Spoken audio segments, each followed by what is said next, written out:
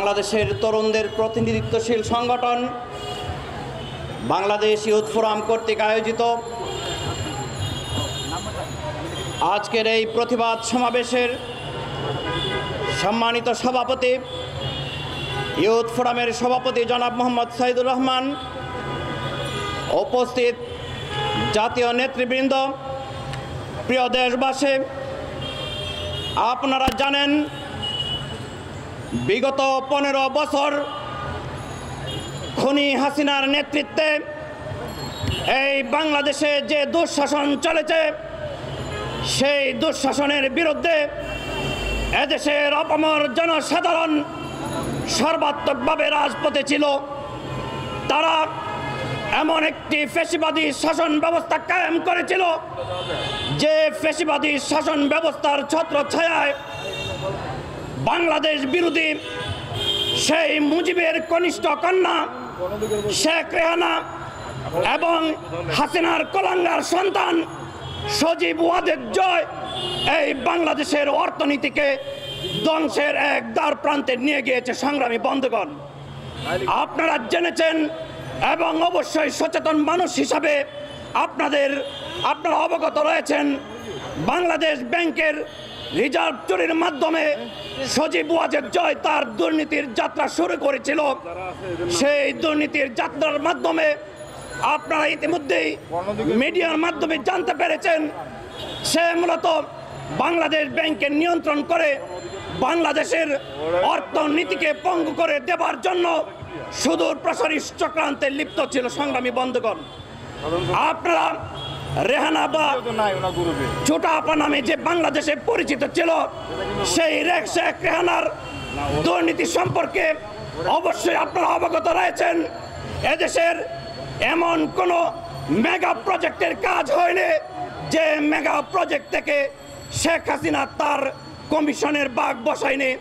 এমন কোনো TV channel বাংলাদেশে গত 15 বছরে প্রতিষ্ঠিত হয়নি যে টিভি চ্যানেলের মালিকানা পাবার সত্ত্বে শেখ হাসিনা তার কমিশন বাণিজ্য করেনি, শেখ রেহানা তার কমিশন বাণিজ্য করেনি। প্রিয় বন্ধুগণ, শেখ হাসিনা, শেখ রেহানা এবং শেখ সজীব ওয়াজেদ জয়ের মধ্যে এই কমিশন বাণিজ্য সীমাবদ্ধ ছিল না। তাদের ছত্রছায়ায় অসংখ্য কমিশন বাণিজ্য হোল্ডার এদেশে তারা জন্ম দিয়েছে। সেই সমস্ত কমিশন হোল্ডারদের মাধ্যমে এদেশের লক্ষ কোটি টাকা তারা বিদেশে পাচার করেছে। আমরা ছাত্র জনতার এই গণ অভ্যুত্থানের মধ্য দিয়ে যে দেশপ্রেমিক সরকার প্রতিষ্ঠিত হয়েছে, সেই সরকারের কাছে উদাত্ত আহ্বান জানাবো, অনতিবিলম্বে বিশ্বের বাংলাদেশের যে সমস্ত বন্ধু রাষ্ট্র রয়েছে, সেই সমস্ত বন্ধু রাষ্ট্রের নেতৃস্থানীয় ব্যক্তিবর্গের সাথে একটি সুচিন্তিত আলোচনার মাধ্যমে তাদের পাচারকৃত অর্থ অনতিবিলম্বে বাংলাদেশে ফিরিয়ে এনে বাংলাদেশের অর্থনীতিকে আবারও একটি শক্ত অবস্থানে নিয়ে যাবার জন্য আমরা আহ্বান করছি।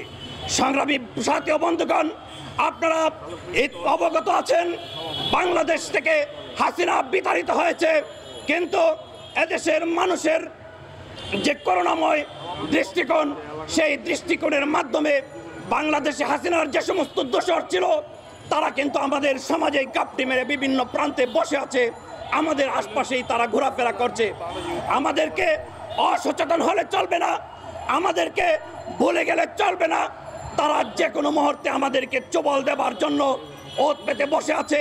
আমাদেরকে অত্যন্ত সজাগ দৃষ্টি রেখে সামনে পা বাড়াতে হবে এবং বর্তমান যে ডক্টর মোহাম্মদ ইউনূসের নেতৃত্বে আমাদের দেশপ্রেমিক যে সরকার প্রতিষ্ঠিত হয়েছে, সেই সরকারকে আমাদের সর্বাত্মকভাবে সহযোগিতা করতে হবে।